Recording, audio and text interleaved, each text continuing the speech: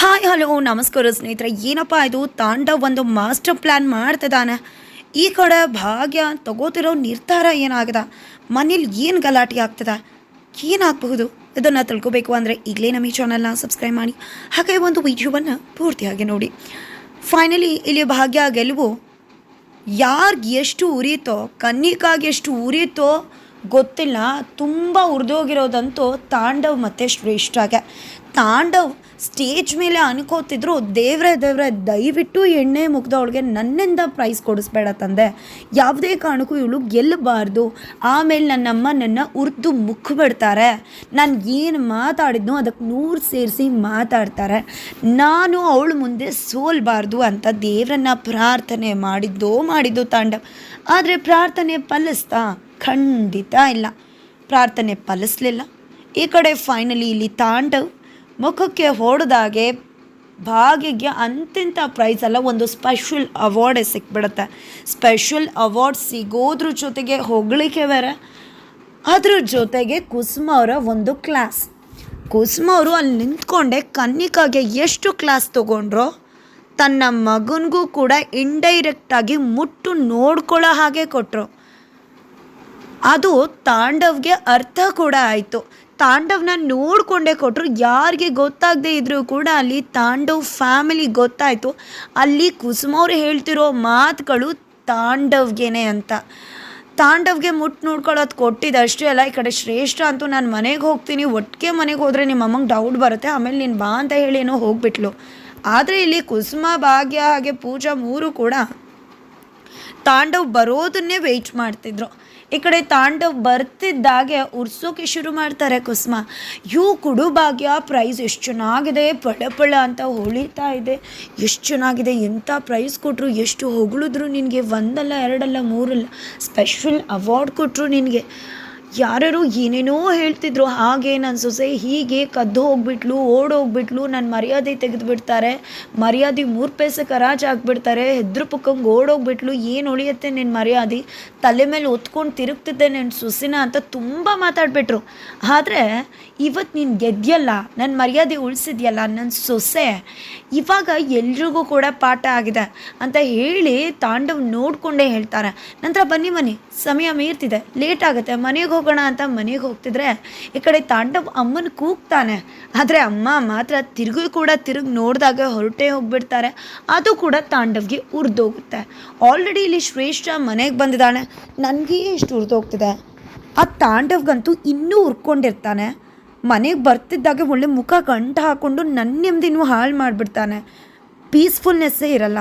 ಅದು ಹೋಗಬೇಕು ಅಂದರೆ ನಾನು ಡಿನ್ನರ್ ಡೇಟ್ನ ಬುಕ್ ಮಾಡಬೇಕು, ಅದು ಮಾಡಿದ್ರೆ ಬರಲ್ಲ ಅಂತಾನೆ, ಆದರೆ ಫೋರ್ಸ್ಫುಲಿ ಕರ್ಕೊಂಡು ಹೋಗಬೇಕು, ಇಲ್ಲ ಅಂದರೆ ನನ್ನ ದಿನನೂ ಸ್ಪಾಯ್ಲ್ ಮಾಡಿಬಿಡ್ತಾನೆ ಅವನು ಅಂತ ಅಂದ್ಕೊಂಡು ಡಿನ್ನರ್ಗೆ ಪ್ಲ್ಯಾನ್ ಮಾಡ್ಕೋತಾರೆ. ನಂತರ ತಾಂಡವ್ ಬರ್ತಾನೆ, ತುಂಬ ಫ್ರಸ್ಟ್ರೇಟ್ ಆಗಿದ್ದಾನೆ, ತಲೆ ಕೆಟ್ಟೋಗಿದೆ ಅವನಿಗೆ. ಕೂತರು ನಿಂತರು, ಅಮ್ಮ ಆಡಿದ ಮಾತುಗಳು, ಆ ಭಾಗ್ಯಂಗೆ ಅವ್ನು ಕೊಟ್ಟಿದ್ದ ಪ್ರೈಸು ಇದೇ ನೆನಪಾಗ್ತದೆ. ಇಲ್ಲಿ ಈ ರೀತಿ ಆದರೆ ಮನೇಲಿ ಭಾಗ್ಯಗೆ ಪ್ರೈಸ್ ಬಂತು ಅಂತ ಗೊತ್ತಾಗ್ತಿದ್ದಾಗೆ ಗುಂಡಣ್ಣ ಕುಣಿದು ಕುಪ್ಪಿಳಿಸ್ಬಿಡ್ತಾನೆ. ಊಟನೂ ಬೇಡ, ಅಮ್ಮಂಗೆ ಕೇಕ್ ರೆಡಿ ಮಾಡಬೇಕು, ಕೇಸರಿ ಬಾತ್ ಮಾಡು ಅಜ್ಜಿ ಅಂತ ಹೇಳಿ ಕೇಸರಿ ಬಾತ್ ಮಾಡಿಸ್ತಾನೆ. ನಂತರ ಅಮ್ಮ ಬರೋದ್ರೊಳಗೆ ಏನೇನು ಅರೇಂಜ್ಮೆಂಟ್ಸ್ ಮಾಡಬೇಕು ಎಲ್ಲ ಅರೇಂಜ್ಮೆಂಟ್ಸ್ನ ಮಾಡಿದ್ದಾನೆ. ಈ ಕಡೆ ಕುಸುಮ, ಭಾಗ್ಯ, ಪೂಜಾ, ತನ್ವಿ 4 ಕೂಡ ಮನೆ ಹತ್ರ ಬರ್ತಾರೆ.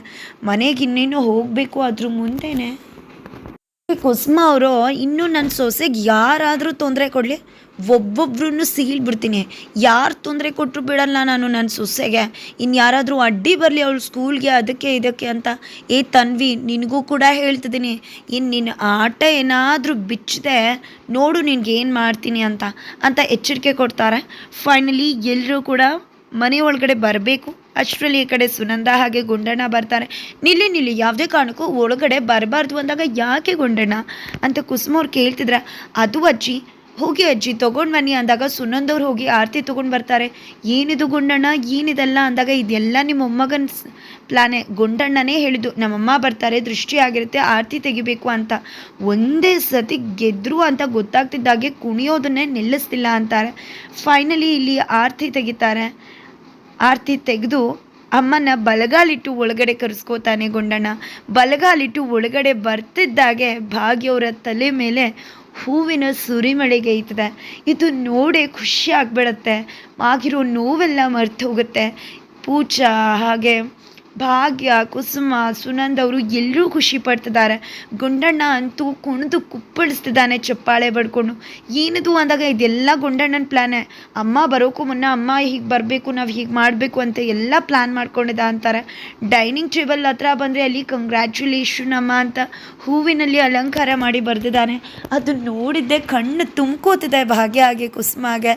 ಅಮ್ಮ ಕಂಗ್ರ್ಯಾಚುಲೇಷನ್ ಅಮ್ಮ, ನೀನು ಪ್ರೈಸ್ ಗೆದ್ದಿದ್ದಕ್ಕೆ ತಗೋ ಕೇಕ್ ಕಟ್ ಮಾಡು ಅಂದರೆ, ಏನಿದು ಕೇಕ್ ಬೇರೆ ತಂದುಬಿಟ್ಟಿದೆಯಲ್ಲ ಗುಂಡಣ್ಣ ಅಂದಾಗ, ಇದು ಕೇಸರಿ ಬಾತು ಗೊತ್ತಾ, ಕೇಕ್ ಥರ ಅಂತ ಹೇಳ್ತಾನೆ. ನಂತರ ಅಯ್ಯೋ ಒಂದೇ ಸಮನೆ ಆಟ, ಅಜ್ಜಿ ಕೇಸರಿ ಬಾತ್ ಮಾಡಿಕೊಡು, ಕೇಸರಿ ಬಾತ್ ಮಾಡಿಕೊಡು, ಅಮ್ಮ ಬರೋಕ್ಕೂ ಮುನ್ನ ಕೇಕ್ ಕಟ್ ಮಾಡಬೇಕು, ಕೇಸರಿ ಬಾತ್ ಮಾಡಿಕೊಡು ಅಂತ ಹೇಳ್ತಾರೆ. ಫೈನಲಿ ಇಲ್ಲಿ ಕೇಕ್ ಕಟ್ ಮಾಡ್ತಿದ್ದಾರೆ. ಕೇಕ್ ಕಟ್ ಮಾಡ್ತಾ ಇದ್ದಾಗೆ ಈ ಕಡೆ ಕಣ್ಣಲ್ಲಿ ನೀರು ಬರ್ತಿದೆ. ಈ ಕಡೆ ಕೇಕ್ ಕಟ್ ಮಾಡಿ ಭಾಗ್ಯ ಗುಂಡಣ್ಣಂಗೆ ತಿನ್ನಿಸ್ತಾಳೆ. ಗುಂಡಣ್ಣ ಕೂಡ ತುಂಬ ಖುಷಿಯಿಂದ ತಿನ್ನಿಸ್ತಾನೆ. ನಂತರ ಎಲ್ಲರೂ ಕೂಡ ತಿಂತಾರೆ. ಈ ಕಡೆ ಎಲ್ಲರೂ ಕೂಡ ತುಂಬ ಖುಷಿಯಿಂದ ಸೆಲೆಬ್ರೇಟ್ ಮಾಡ್ತಿದ್ರೆ ಇಲ್ಲಿ ತಾಂಡವ್ ಕೂತಲ್ಲೇ ಉರಿದೋಗ್ತಿದ್ದಾನೆ. ಬೆಂಕಿ ಹಚ್ಚನಂಗೆ ಆಗ್ಬಿಡಿದೆ ಈ ಕಡೆ ತಾಂಡವ್ಗೆ. ಈ ಕಡೆ ಶ್ರೇಷ್ಠ ತಾಂಡವ್ ಸಮಾಧಾನ ಮಾಡ್ಕೋ ಬಾ, ಡಿನ್ನರ್ಗೆ ಹೋಗೋಣ, ಇದೇ ರೀತಿ ಇದ್ದರೆ ಇದೇ ರೀತಿ ಮೂಡ್ ಅಪ್ಸೆಟ್ ಆಗಿರುತ್ತೆ ಅಂದ ತಕ್ಷಣ ಎಲ್ಲಿರುತ್ತೋ ಕೋಪ. ಏನು ಶ್ರೇಷ್ಠ, ಏನು ಮಾತಾಡ್ತಿದ್ಯಾ ನೀನು? ನನಗೆ ಎಷ್ಟು ಉರಿತಾ ಇದೆ ಗೊತ್ತಾ? ಆ ಭಾಗ್ಯ ಸ್ಟೇಜ್ ಮೇಲೆ ಬಂದಿದ್ದು, ಪ್ರೈಸ್ ಇಸ್ಕೊಂಡಿದ್ದು, ನಮ್ಮಮ್ಮ ಮಾತಾಡಿದ್ದನ್ನೆಲ್ಲ ನೆನೆಸ್ಕೋತಾ ಇದ್ರೆ ನೀನು ನೋಡಿದ್ರೆ ಡಿನ್ನರ್ ಅಂತ ಹೇಳ್ತಿದ್ಯಾ ಅಂತಾಗ, ಅಯ್ಯೋ ತಾಂಡವ್ ಯಾಕೆ ಅಷ್ಟೊಂದು ಸಿಡಿತಾ ಇದೆಯಾ, ಡಿನ್ನರ್ಗೆ ಹೋದರೆ ಮೈಂಡ್ ಫ್ರೆಶ್ ಆಗುತ್ತೆ ಅಂತಾಗ ಹೌದಾ, ನನಗೆ ಇಷ್ಟೆಲ್ಲ ಆಗಿದ್ರೂ ಕೂಡ ನಿನಗೆ ಡಿನ್ನರ್ ಬೇಕಲ್ವಾ, ಡಿನ್ನರ್ ಫೋರ್ಸ್ ಮಾಡ್ತಿದ್ಯಾ ನನಗೆ, ಒಂಚೂರು ಅರ್ಥ ಆಗೋದಿಲ್ವ ನಿನಗೆ? ನನ್ನ ತಲೆ ಕೆಟ್ಟು ಹೋಗಿದೆ. ನಿಜ ಹೇಳಬೇಕು ಅಂದರೆ ನಿನಗಿಂತ ಭಾಗ್ಯನೇ ವಾಸಿ, ಅವಳೇ ಎಷ್ಟು ವಾಸಿ ಅಂತ ಹೇಳಿ ಹೊರಟೇ ಹೋಗ್ಬಿಡ್ತಾನೆ. ಇದು ಶ್ರೇಷ್ಠಾಗೆ ಉರ್ದೋಗ್ಬಿಡುತ್ತೆ. ಏನಂತೆ ತಾಂಡವ್ ನೀನು, ನನಗಿಂತ ಭಾಗ್ಯನೇ ವಾಸಿ ಅಂತ? ಇದನ್ನೆಲ್ಲ ಸಹಿಸ್ಕೊಂಡಿರ್ಬೇಕಾ ನಾನು? ಆದರೆ ಇರಬೇಕಾಗತ್ತೆ. ಯಾಕಂದರೆ ಇನ್ನೇನು ಎಂಗೇಜ್ಮೆಂಟ್ ದಿನ ಹತ್ತಿರ ಬರ್ತಿದೆ. ಎಂಗೇಜ್ಮೆಂಟ್ ದಿನ ಹತ್ತಿರ ಬರದೇ ಇರಬೇಕಾದ್ರೆ ನಾನೇನಾದರೂ ನಿನಗೆ ತಿರುಗಿಸಿ ಮಾತಾಡಿದ್ರೆ, ಈಗ ಆಲ್ರೆಡಿ ಭಾಗ್ಯನೇ ವಾಸಿ ಅಂತ ಹೇಳಿದ್ಯಾ, ನಿನಗಿಂತ ಅವಳೇ ಬೆಟರ್ ಅಂತ. ಅದಕ್ಕೆ ಈಗೇನಾದರೂ ನಾನು ತೆಗೆದ್ರೆ ಖಂಡಿತ ನಿನ್ನ ಮನೆಗೂ ಹೋಗ್ಬಿಡ್ತೀಯಾ. ನೀನು ಮನೆಗೆ ಹೋದ್ರೆ ಕಷ್ಟ ಆಗುತ್ತೆ. ನೀನು ನನ್ನ ಜೊತೆ ಇರೋದೇ ಒಳ್ಳೆಯದು.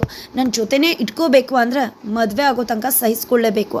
ಆಮೇಲೆ ನೋಡು, ಮದುವೆ ಆದಮೇಲೆ ತೋರಿಸ್ತೀನಿ ನಿನಗೆ ನಾನು ಏನು ಅಂತ ಅನ್ಕೋತಾರೆ ಶ್ರೇಷ್ಠ. ನಂತರ ಈ ಕಡೆ ಮನೇಲಿ ಎಲ್ಲರೂ ಕೂಡ ತುಂಬ ಖುಷಿಯಾಗಿದ್ದಾರೆ. ಆದರೆ ಸುನಂದವರು ತುಂಬ ಯೋಚನೆ ಮಾಡ್ತಿದ್ದಾರೆ. ಬೆಳಗ್ಗೆ ಆಗಿದೆ, ಯಾಕ್ರಿ ಸುನಂದವರು ಯಾಕಿಷ್ಟು ಯೋಚನೆ ಮಾಡ್ತಿದ್ದಾರೆ ಅಂತ ಕೇಳ್ತಿದ್ದಾರೆ ಕುಸುಮ ಅವರು. ಇಲ್ಲಿ ಸುನಂದವರು ತನ್ನ ಮಗಳ ಜೀವನ ಯಾಕೆ, ನನ್ನ ಮಗಳಿಗೆ ಎಲ್ಲ ಕೊಟ್ಟಿದ್ಯಾ ದೇವ್ರೆ, ಆದರೆ ಅಳಿಮಯ್ಯ ಆಚೆ ಇದ್ದಾನೆ, ದಯವಿಟ್ಟು ಅವನ್ನ ಮನೆ ಕರೆಸು ದೇವ್ರೆ ಆದಷ್ಟು ಬೇಗ ಅಂತ ಕೇಳ್ಕೊತಿರ್ತಾರೆ. ಅಯ್ಯೋ ಈ ಕಡೆ ಸುನಂದವರು ಯೋಚನೆ ಮಾಡ್ತಾ ಇದ್ದಾರೆ. ಅದು ಗೊತ್ತಾಗ್ಬಿಡುತ್ತೆ ಕುಸುಮ ಅವ್ರಿಗೆ. ಏನ್ರಿ ಅಳಿಮಯ್ಯ ಇನ್ನೂ ಮನೆಗೆ ಬಂದಿಲ್ಲ ಅಂತ ಯೋಚನೆ ಮಾಡ್ತಿದ್ರ, ಖಂಡಿತ ಎಲ್ಲ ಒಳ್ಳೇದಾಗತ್ತೆ, ಬರ್ತಾನೆ ಮನೆಗೆ. ಅವ್ನು ತಪ್ಪು ಅರಿವಾಗ್ತಿದ್ದಾಗೆ ಮನೆಗೆ ಬರ್ತಾನೆ, ಏನು ಯೋಚನೆ ಮಾಡಬೇಡಿ ಅಂದರೆ ಈ ಕಡೆ ಗುಂಡಣ್ಣ ಬಂದವನೇ ರಪ್ಪ ಅಂತ ಹೇಳಿ ಬಿಸಾಡ್ಬಿಡ್ತಾನೆ. ಏನು ಯಾರೂ ಕೂಡ ಬರಬಾರ್ದು, ನಾವಷ್ಟೇ ಈ ಮನೇಲಿ ಇರಬೇಕು, ಅಪ್ಪ ಬರಬಾರ್ದು, ಯಾವುದೇ ಕಾರಣಕ್ಕೂ ಅಪ್ಪ ಬರಬಾರ್ದು ಅಂತ ಹೇಳಿ ಕಿರ್ಚಾಡ್ಕೊಂಡು ಕೂತ್ಕೊಂಡು ಹೋಗ್ಬಿಟ್ರೆ ಅಷ್ಟರಲ್ಲಿ ಭಾಗ್ಯ ಬರ್ತಾಳೆ. ಯಾಕೆ ಈ ರೀತಿ ಮಾತಾಡಬಾರ್ದು ಅಂತಿದ್ರು ಕೂಡ ಗುಂಡಣ್ಣ ಇಲ್ಲ, ನಾವು ಮಾತ್ರ ಈ ಮನೇಲಿ ಇರಬೇಕು, ಅಪ್ಪ ಇರಬಾರ್ದು, ಅವರು ಒಳ್ಳೆಯವರಲ್ಲ ಅಂತ ಹೇಳಿ ಹೋಗೇ ಬಿಡ್ತಾನೆ. ಏನು ಭಾಗ್ಯ ನಿನ್ನ ಮಗ ಈ ರೀತಿ ಆಡ್ತಿದ್ದಾನೆ ಅಂತ ಕೇಳ್ತಿದ್ದಾರೆ ಕುಸುಮ. ಅದಕ್ಕೆ ಈ ಕಡೆ ಸುನಂದ್ ಅವರು, ಅಯ್ಯೋ ಬೇಕ್ತಿ ಅಮ್ಮ ಹೇಳೋದು ಮರ್ತೋಯ್ತು, ನಿನ್ನೆ ಕೂಡ ಇದೇ ರೀತಿ ಆಡ್ತಾ ಗೊತ್ತಾ, ನನಗಂತೂ ಏನು ಮಾಡಬೇಕು ಅಂತಲೇ ಗೊತ್ತಾಗಲಿಲ್ಲ.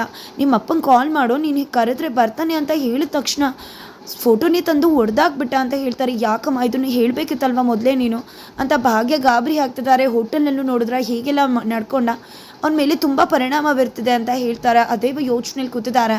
ಆಗ ತನ್ವಿ ಬಂದಿದ್ದೆ ಒಂದು ಮಾತು ಹೇಳ್ತಿದ್ದಾಳೆ, ಯಾರೀಗ ನಮಗೆಲ್ಲ ತಂದಾಕ್ತಾರೆ, ನಾವು ಜೀವನ ಮಾಡಬೇಕು ಅಂದರೆ ದುಡ್ಡು ಬೇಕು, ದುಡ್ಡು ಬೇಕು ಅಂದರೆ ಯಾರು ದುಡಿತಾರೆ, ಮನೆ ಸಾಮಾನೆಲ್ಲ ಬೇಕಾಗುತ್ತೆ, ಫೀಸ್ ಕಟ್ಟಬೇಕು, ನಮ್ಗೆ ಎಷ್ಟು ಖರ್ಚುಗಳಿರುತ್ತೆ, ಅಪ್ಪ ಇದ್ರೆ ದುಡಿತಾ ಇದ್ರು, ಎಲ್ಲ ತಂದ್ಕೊಡ್ತಿದ್ರು ಅಂತ ಹೇಳ್ತಿದ್ದಾಳೆ.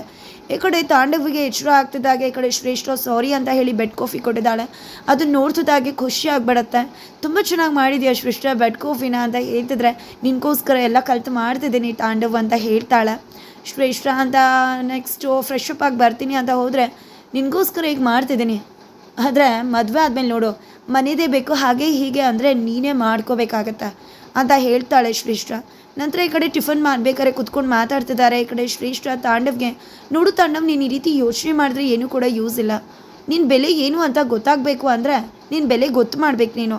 ಅದನ್ನು ಬಿಟ್ಟು ಈ ರೀತಿ ಇದ್ದರೆ ನಿನ್ನ ವ್ಯಾಲ್ಯೂ ಏನೂ ಗೊತ್ತಾಗಲ್ಲ. ನೀನು ಈ ರೀತಿ ಎಲ್ಲ ಪಾಠ ಪಡೋದ್ರಲ್ಲಿ ಯಾವುದೇ ರೀತಿ ಅರ್ಥ ಇಲ್ಲ ಅಂತ ಹೇಳ್ತಿದ್ದಾಳೆ ಶ್ರೇಷ್ಠ. ಹೌದು ಶ್ರೇಷ್ಠ, ನೀನು ಹೇಳ್ತಿರೋ ಮಾತು ನಿಜಾನೇ. ನಾನು ಇದೇ ರೀತಿ ದುಡ್ಡು ಕಳಿಸ್ತಾ ಇದ್ರೆ ನಮ್ಮ ಅಮ್ಮಂಗೆ ಗೊತ್ತೇ ಆಗಲ್ಲ. ಅದಕ್ಕೆ ನೀನು ಹೇಳೋ ಮಾತು ನಿಜ, ನಾನು ದುಡ್ಡು ಕಳಿಸ್ಬಾರ್ದು. ದುಡ್ಡು ಕಳಿಸಲ್ಲ ಅಂದಾಗ ನನ್ನ ವ್ಯಾಲ್ಯೂ ಗೊತ್ತಾಗುತ್ತೆ.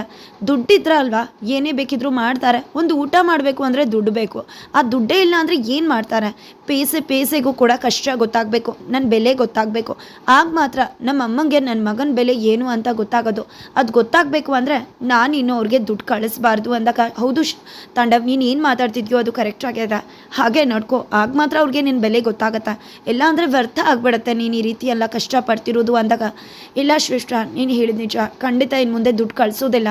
ಅವ್ರಿಗೆ ಗೊತ್ತಾಗಲಿ ನನ್ನ ಬೆಲೆ ಏನು ಅಂತ. ದುಡ್ಡು ಕಳಿಸ್ದೇ ಇದ್ದಾಗ ಗೊತ್ತಾಗುತ್ತೆ ಅಂತ ತಾಂಡವ್ ಕೂಡ ಒಂದು ದೊಡ್ಡ ಪ್ಲ್ಯಾನ್ ಮಾಡ್ತಿದ್ದಾನೆ. ಈ ಕಡೆ ತನ್ವಿ ಕೂಡ ಮಾತುಗಳನ್ನ ಕೇಳಿದೆ. ಭಾಗ್ಯಗೆ ಸಿಟ್ಟು ಬರ್ತಿದೆ. ಏನು ನಾನು ನಿಜಾನೇ ಹೇಳ್ತಿದ್ದೀನಿ, ಅಪ್ಪ ಇದ್ದಿದ್ರೆ ಎಲ್ಲ ಕೂಡ ತಂದು ಕೊಡ್ತಿದ್ರು. ಆದರೆ ಇವಾಗ ಏನು ಮಾಡೋದು? ಅಪ್ಪ ಬೇಕಲ್ವಾ? ಅಪ್ಪ ಇಲ್ಲಾಂದರೆ ಹೇಗೆ ಜೀವನ ಮಾಡೋಕ್ಕಾಗುತ್ತೆ? ಏನು ನಾವೇನಾದರೂ ಮಾಡೋಕ್ಕಾಗತ್ತಾ ಅಂತ ಹೇಳ್ತಿದ್ದಾಗೆ, ಏನು ಮಾತಾಡ್ತಿದ್ಯಾ ತನ್ವಿ ನೀನು ಅಂತ ಕಪ್ಪಾಳಕ್ಕೆ ಬಾರಿಸ್ತಾಳೆ ಭಾಗ್ಯ. ಈ ಕಡೆ ಎಲ್ಲ ಕೂಡ ಶಾಕ್ ಆಗ್ತಾರೆ. ಏನು ಮಾತಾಡ್ತಿದ್ಯಾ ನೀನು? ಅಪ್ಪ ದುಡಿಯೋಕ್ಕೋಸ್ಕರ ಅವ್ರು ಬೇಕಾ? ಅಪ್ಪ ಬರಬೇಕು ಅಂತ ಬೇಡವಾ? ಅದನ್ನ ಬದಲು ದುಡಿಯೋ ವ್ಯಕ್ತಿ ಅಪ್ಪ ಇದ್ರೆ ದುಡ್ಡಿರುತ್ತೆ ಅಂತೆಲ್ಲ ಮಾತಾಡ್ತಿದ್ಯಲ್ಲ, ನಾಚಿಕೆ ಆಗಲ್ವಾ ನಿನಗೆ? ಒಂದು ಹೇಳ್ತೀನಿ ತಿಳ್ಕೊ, ಒಂದು ಗಂಡಸೆ ಮನೇನ ನಡೆಸ್ಬೇಕಾಗಿಲ್ಲ, ಒಂದು ಹೆಣ್ಮಗಳು ಕೂಡ ಮನೇನ ನಡೆಸ್ಬೋದು ಅಂದಾಗ ಏನು ನೀನು ನಡೆಸ್ತೀಯಾ ಅಂತ ಕೇಳ್ತಿದ್ದಾಳೆ ತನ್ವಿ. ಹೌದು, ನಾನೇ ನಡೆಸ್ತೀನಿ, ನಾನೇ ಈ ಮನೆ ಜವಾಬ್ದಾರಿನ ತಗೋತೀನಿ ಅಂತ ಹೇಳ್ತಿದ್ದಾಳೆ. ಹಾಗಿದ್ರೆ ಮುಂದೆ ಕತೆ ಸಾಗುತ್ತೆ, ಏನಾಗ್ಬೋದು ತಿಳ್ಕೊಬೇಕು ಅಂದರೆ ಈಗಲೇ ನಮ್ಮ ಈ ಚಾನಲ್ನ ಸಬ್ಸ್ಕ್ರೈಬ್ ಮಾಡಿ. ಮುಂದಿನ ವೀಡಿಯೋಗೋಸ್ಕರ ವೇಟ್ ಮಾಡೋದು ನಮ್ಮ